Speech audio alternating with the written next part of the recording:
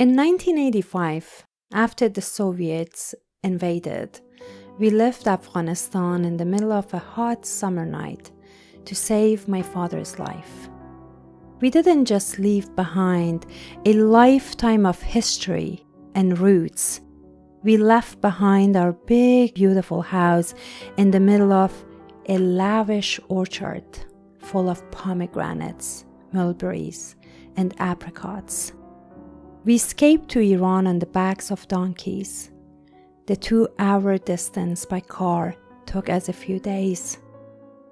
Going from having everything to sharing a small home with many strangers who also escaped the war was a shock to my 5-year-old self and my parents.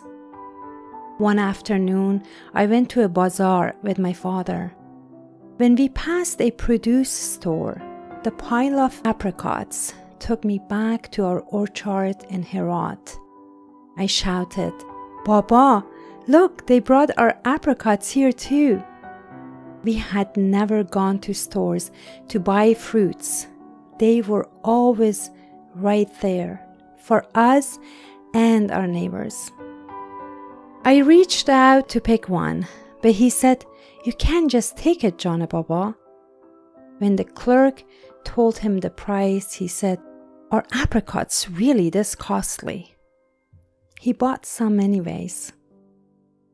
As we walked home, we saw some kids playing in the alley. My father gave some apricots to each of them.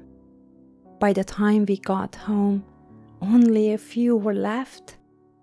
My father held my disappointed face in his hands, kissed my forehead and said, "We don't have the trees anymore, but we can still share the little that we do have." That was my father, my Baba John, kind and generous. Now, when I take food next door, my son gets annoyed and says, "This is America, Mom. It's not cool to just give food and fruits to neighbors." I hold his face in my hands and say, "But John, Mother, sharing is caring."